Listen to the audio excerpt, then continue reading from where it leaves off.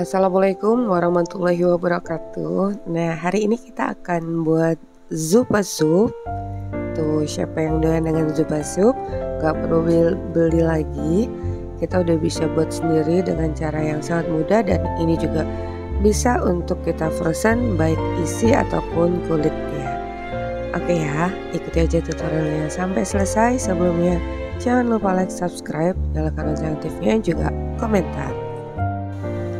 Langkah pertama, kita akan buat kulitnya dulu ya. Ini 300 gram terigu, kemudian garam, terigu protein tinggi. Ini kita aduk dulu. Kita akan buat kulit pastry. Kemudian masukkan air 100 ml. Khasnya untuk kulit pastry ini tidak menggunakan ragi. Beda dengan pembuatan croissant ya. Nah, setelah kita campurkan, kemudian kita tambahkan dengan margarin. Dan kembali kita aduk. Bisa ditekan-tekan gitu, di folding aja. Bisa juga kalian menggunakan mixer ya. Tapi tanpa mixer juga udah bisa nih. Nah, sekarang kalau udah tercampur dengan rata, ini akan kita istirahatkan dulu selama 20 menit. Sekarang kita siapkan mentega pastrinya atau coarse fat, boleh merek apa aja. Ini karena agak kaku teksturnya, jadi bisa kita pukul-pukul dan akan kita bentuk persegi panjang, ketebalannya kurang lebih setengah sentimeter. Nah, untuk adonan pastrinya ini udah kita istirahatkan. Istirahatkannya tadi suhu ruang aja, nggak perlu pakai udara dingin atau di dalam kulkas ya. Kalau untuk kulit pastry nih, ini udah lebih lemes, jadi kita melemeskan aja. Jadi khasnya kulit pastry itu pembuatannya juga sangat mudah, tidak menggunakan ragi ataupun tidak perlu disimpan di dalam kulkas. Nah, ini akan kita pipihkan membentuk persegi panjang. Jadi bedanya pastry dengan Danish pastry juga croissant itu tadi tidak menggunakan ragi, juga tidak perlu disimpan di dalam kulkas, jadi suhu ruang aja. Nah, ini kita lipat, kalian bisa lihat lipatannya tadi pada video. Setelah dilipat baru kita pipihkan kembali perlahan,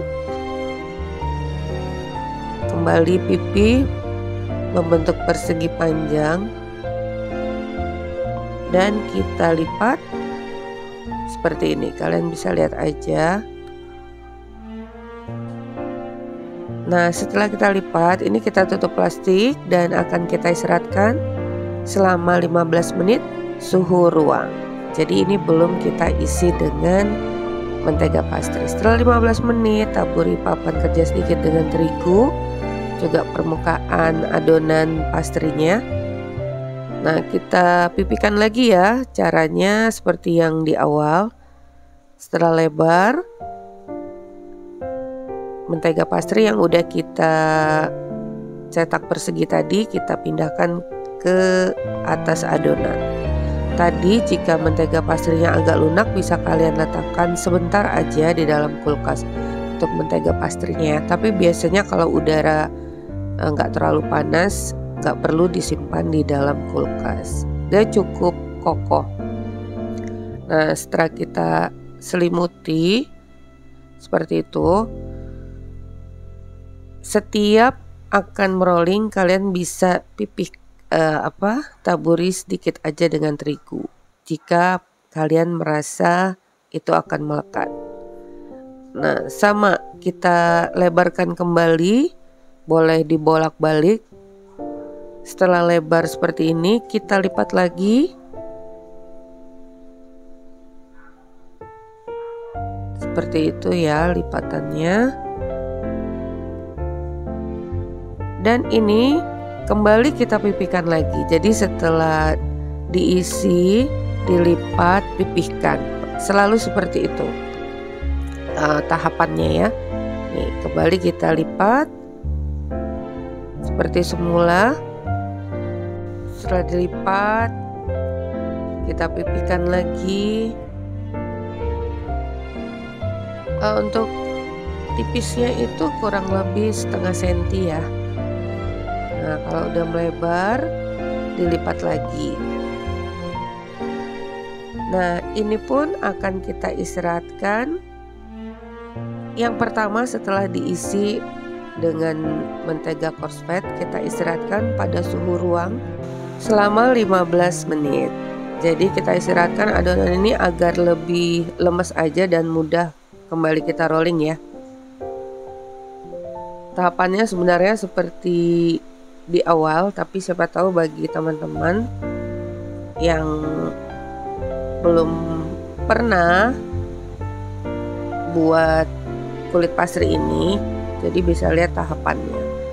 Sama ya, kembali kita pipihkan dan setelah melebar kita lipat kembali. Memipihkan dengan rolling pin itu juga perlahan aja. Usahakan agar kulitnya itu tidak sobek ya, jadi menteganya nggak keluar. Nah, setelah lipat kita pipihkan lagi, kembali kita lipat, dan ini pun akan kita istirahatkan yang kedua selama 15 menit pada suhu ruang. Jadi untuk lipatan itu kalian bisa lakukan sebanyak 3 kali sampai 5 kali. Semakin banyak kalian melipat, tentunya lapisannya juga semakin terlihat ya, layernya juga banyak. Nah, ini juga sama, kita pipihkan berlahan seperti ini.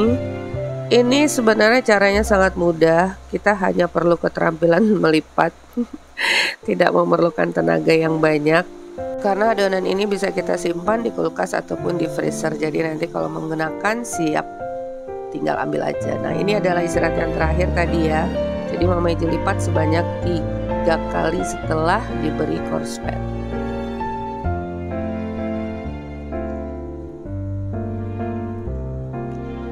Kembali kita pipihkan. Karena ini terlalu besar adonannya, tidak cukup papan kerjanya, jadi bagi 2 seperti itu tuh. Jadi kalian boleh melipat, mengistirahatkannya setelah dilipat itu 3 atau sampai 5 kali. Nah, setelah itu kita bagi menjadi 4 bagian. Nih seperti ini ketebalannya. Dan udah kita siapkan wadah untuk kita isi dengan isian supnya. Nah, untuk resep supnya bisa kalian lihat setelah ini ya. Kemudian ambil selembar, bisa kalian pipihkan sedikit sesuai dengan lebar mangkuknya, dan kita tutupkan, ditekan berlahan aja seperti ini. Oh ya, bagi kalian yang ingin tahu tuh bedanya puff pastry dengan croissant dan Danish pastry, itu bisa lihat di video Mama Iji sebelumnya. Tentunya ada perbedaan ya. Kalau untuk puff pastry tidak menggunakan ragi dan tidak perlu disimpan di dalam kulkas, hanya suhu ruang aja udah cukup. Kemudian kita olesi dengan kuning telur, bisa ditambahkan dengan sedikit susu kental manis ataupun madu untuk campurannya, dan taburi dengan keju. Ini ada sisanya, Mama Iji menjadi sekian bagian. Kalian bisa lihat, ini ditumpuk lagi agar layarnya semakin banyak, dan akan kita beri isian dengan sosis. Jadi menu sarapan kita lengkap dan sempurna juga banyak.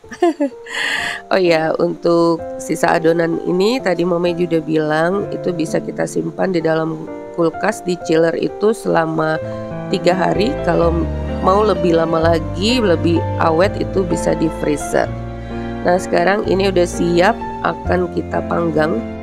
Oven udah kalian panaskan terlebih dahulu 15 menit, dan akan kita oven dengan suhu 200 derajat Celcius 15-20 menit atau sampai matang kecoklatan seperti ini ya. Tuh. Oke, kita beralih dulu ke bahan supnya. Untuk isian sangat sederhana, jagung manis, wortel, bawang bombay, bawang putih, jamur kancing. Kemudian kita gunakan sup krim jamur atau sup krim ayam juga bisa yang instan. juga air susu boleh UHT atau evaporasi. Kemudian 1 sendok makan margarin, kita tumis dulu bawang-bawangnya. Lebih rekomen kalau kalian menggunakan susu UHT yang dicampur dengan evaporasi ya. Jadi airnya tuh sedikit aja. Nah, kalau udah lunak wortelnya, kita tambahkan dengan 300 ml air. Kemudian tambahkan lada hitam, gula pasir dan gula, juga kaldu bubuk. Kalau nggak ada lada hitam itu boleh lada biasa. Nah, ini sup krimnya kita campurkan dulu dengan susu UHT biar nggak berketul ya, lebih mudah nanti tercampurnya. Ini kita aduk, kemudian masukkan jamur. Setelah itu kita tuangkan sup krimnya. Ini jadinya banyak loh, jadi 7-8 mangkuk ukuran yang kalian lihat tadi ya. Cukup banyak. Nah, untuk kekentalannya kalian bisa lihat, kalau itu sesuai selera aja, mau kental ataupun lebih encer lagi. Nah, ini dia hasilnya. Setelah kita panggang dan diberi isian sup, sangat menggoda. Untuk permukaannya sih, kalau nggak mau terlihat coklat banget seperti itu, kalian tidak perlu olesi dengan kuning telur ya. Nih kalian bisa lihat, sangat garing dan berlapis-lapis.